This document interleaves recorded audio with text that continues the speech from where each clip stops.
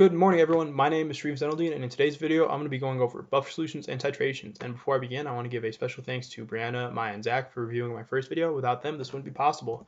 All right, so lecture setup. So in this video, I'm going to go over a warm-up, a weak acid, weak base, a couple of buffer examples, and then in my recitations, I always have an interesting example I like to go over. So if you can, feel free to skip that. And I am going to timestamp each section in these. So I always like to have an interesting example, show how this chemistry applies in real life, because I feel like if you make learning fun, then it doesn't feel like learning, and then I will do an intro to titrations and indicators.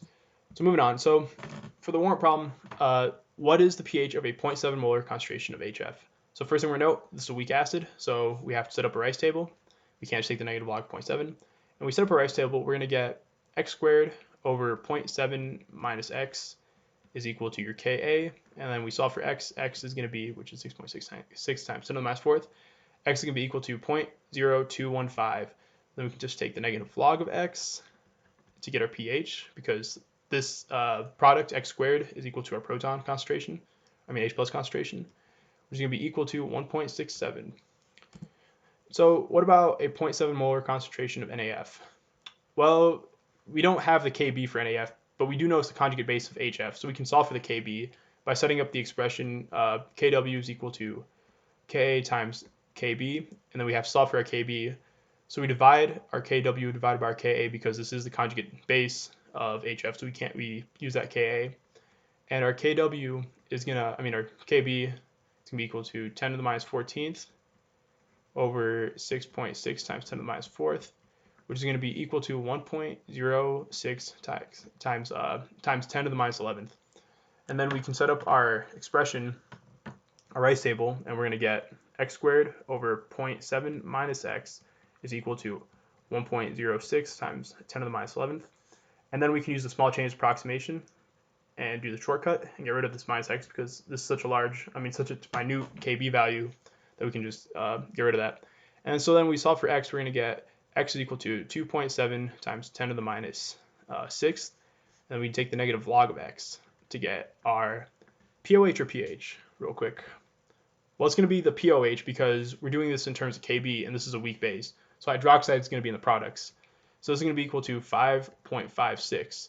Then we can solve for our pH by subtracting that from 14, because pH is equal to 14 minus 5.56, which is going to be equal to 8.435.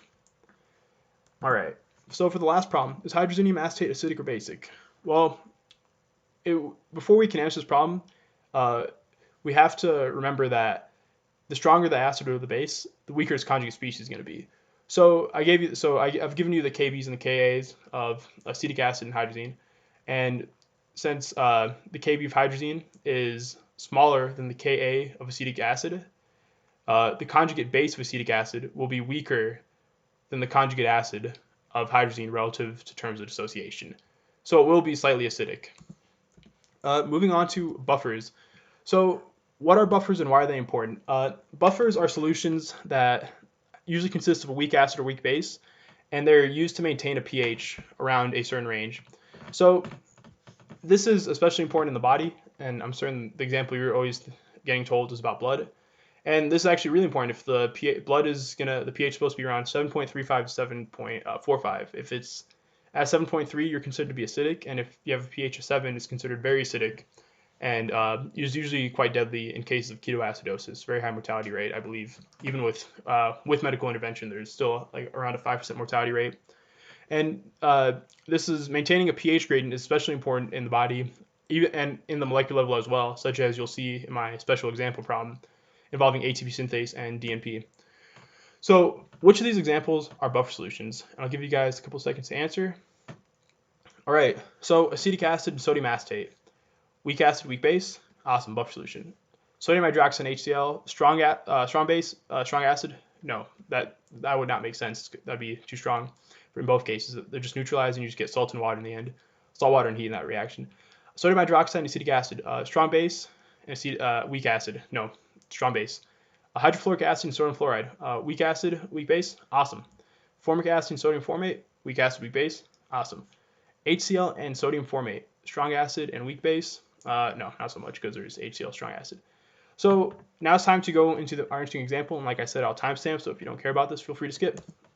No hard feelings. So for those of you that lift a lot, you might or watch a lot of lifting videos, you might have heard of 2,4-dinitrophenol or DNP.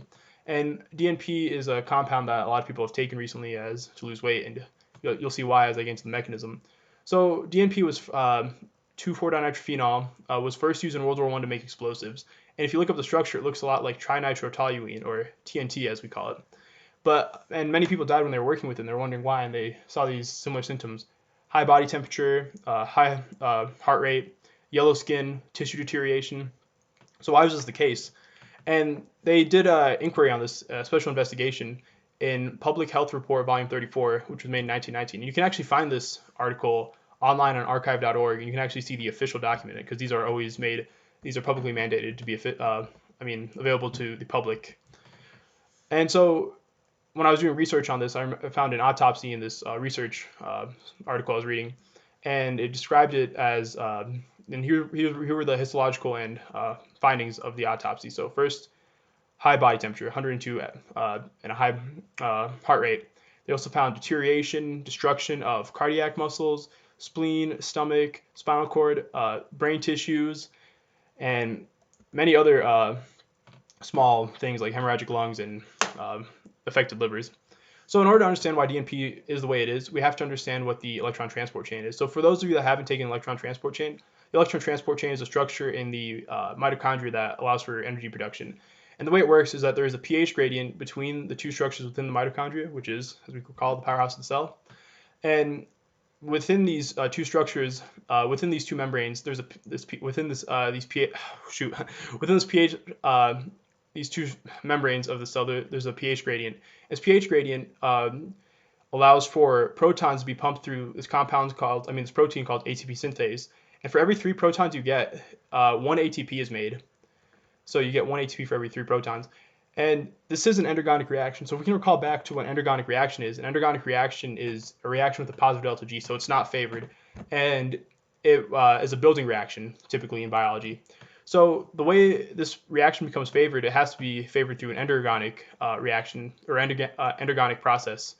And so these 4 protein complexes, 1, 2, 3, and 4, each have a affinity for electrons that can allow for an artificial current to be processed through this intermembrane space. The inner mitochondrial membrane.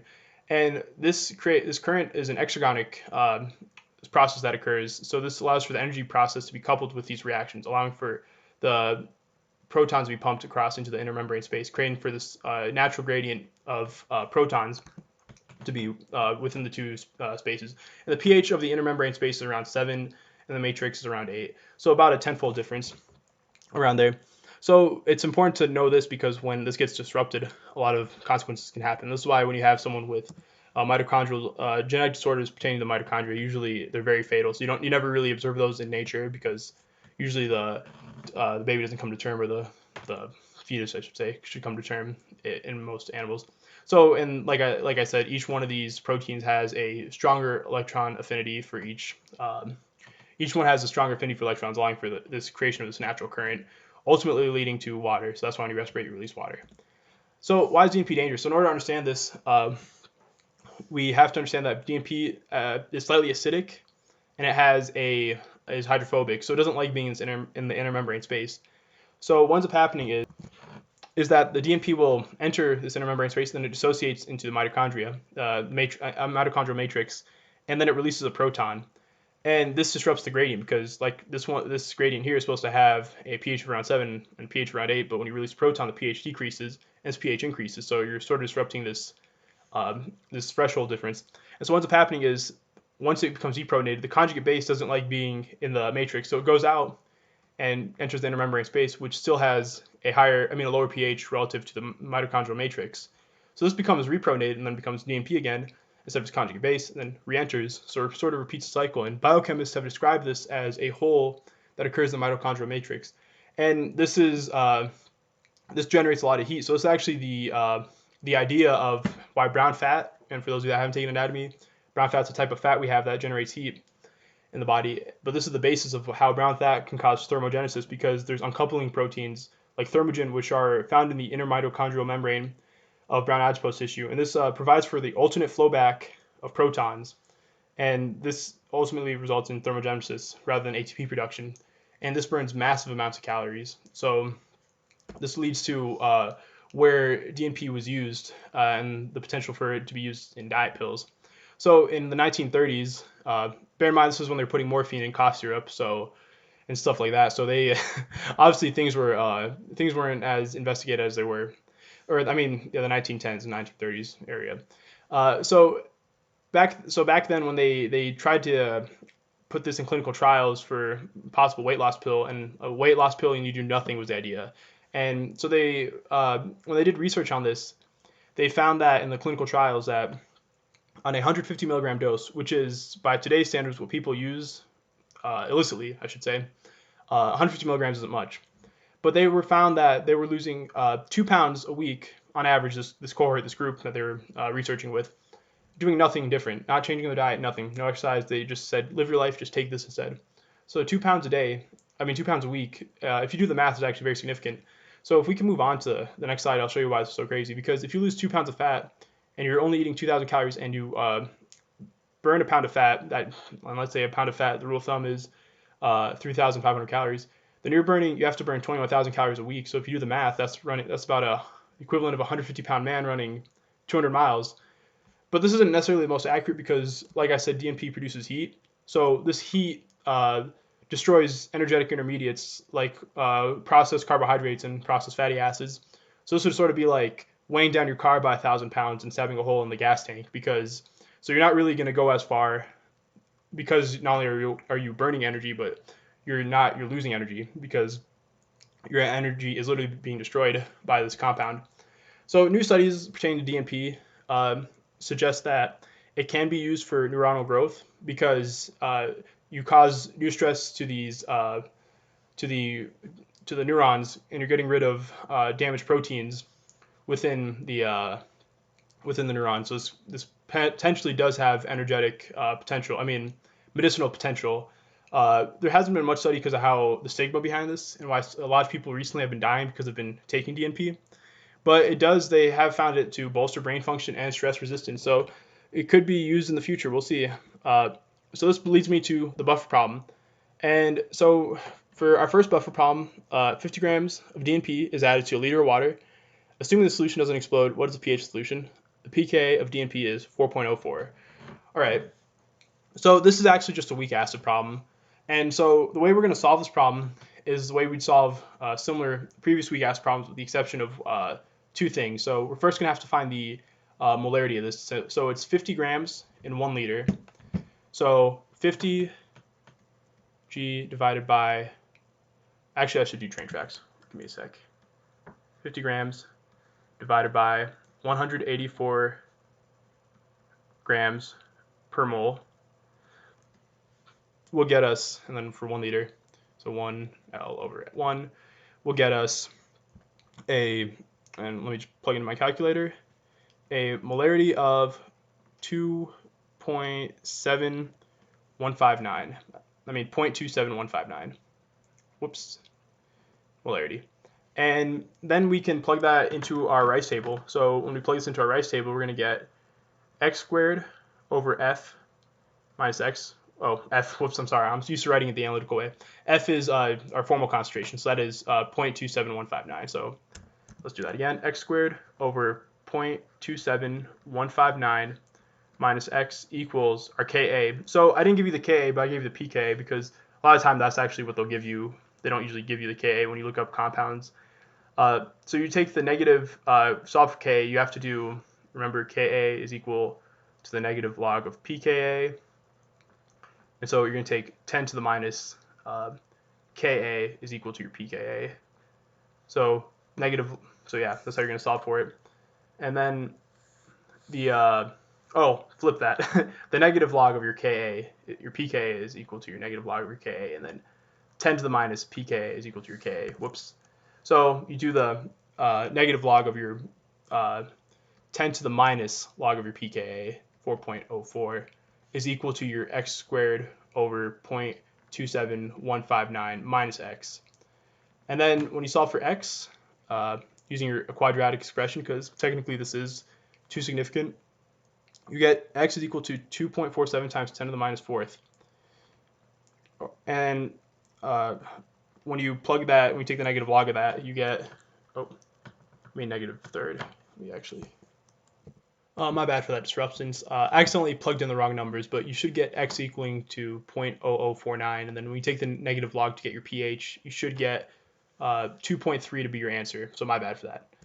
And let me pause. Okay, so there we go. So let's say 50 grams of DNP ended up containing 40 grams of DNP and 10 grams of conjugate base sodium DNP. What is the pH now?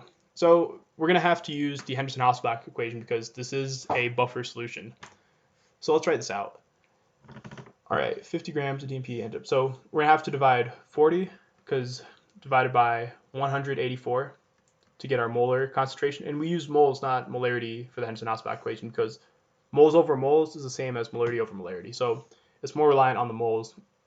So, but we're using 1 liter, so in this case it won't matter. But it still should. You still have to you still have to use moles in this case.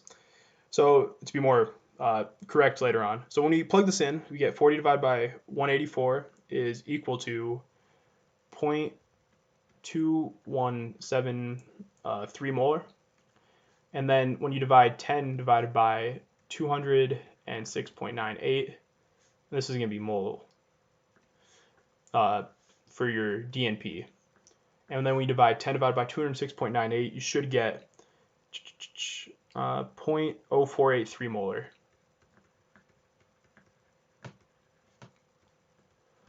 And then you plug this into your Henderson-Hasselbalch equation, which says, so the Henderson-Hasselbalch equation says that your pH is equal to the negative log of your Ka, or your pKa, plus the log of your conjugate base, your A minus, over your acid.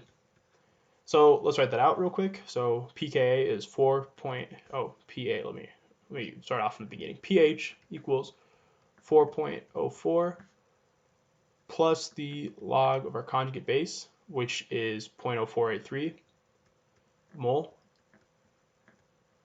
over 0.2173 mole, and you should get 3.387 to be your answer, which makes sense because there is more acid than base. All right, moving on to the last problem. So what happens when you add 0.1 molar of sodium hydroxide?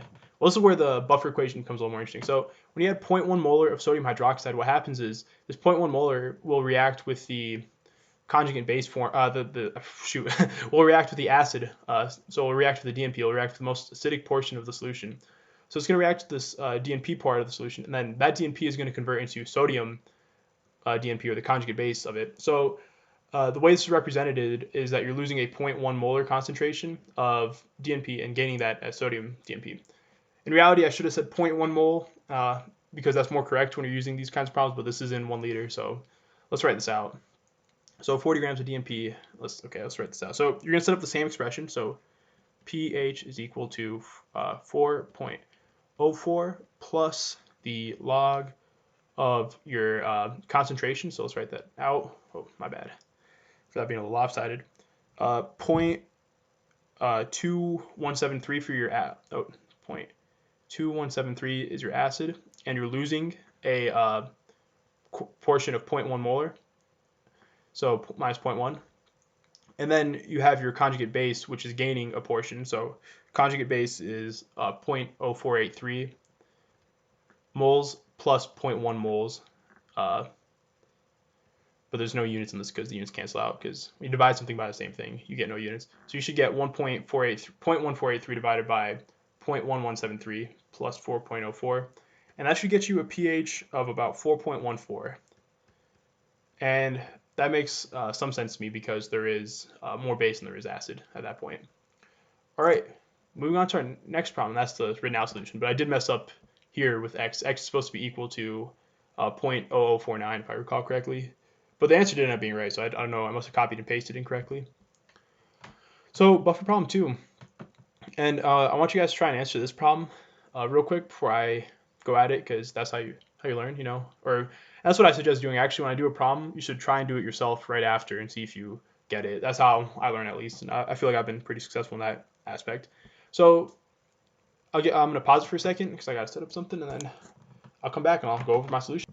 All right, now that I've given you some time, now we can go over this problem. So first thing we're gonna note here is that it's not 1 liter, so you can't use so you're not, and this is what I was trying to get at. You're not supposed to use molarity for the Henderson-Hausbach equation. So hopefully I put you out of your comfort zone if you were used to that habit or used to using 1 liter solution examples. So the first thing you're gonna do is you're gonna convert this this molarity into a molar amount. So the way you do that is you do 0.5 molar times the liter volume relative. So 0.5 times 0.75 will get you your molar concentration of 0.35 mole sodium acetate and then 0.45 mole acetic acid. Then we can just plug this into our Henderson-Hausbach equation using the negative log of Ka because we have the Ka here, and the negative log of the Ka is equal to our pKa. And we get for our first answer a pH of 4.67, so pretty near the pKa, which is 4.75 when you plug it in. And these are very similar. And then when you add 0.1 molar sodium hydroxide, the sodium hydroxide is going to react with acetic acid to become sodium acetate, and then that sodium acetate gets a larger concentration, and acetic acid loses the concentration because they convert into one another, and you get a pH of 5.05 when you plug that in. All right, so this is going to be video 1, and then in my next video, let's see what we have actually. Yeah, I will be going over some more buffer problems and then titrations. All right, see you then.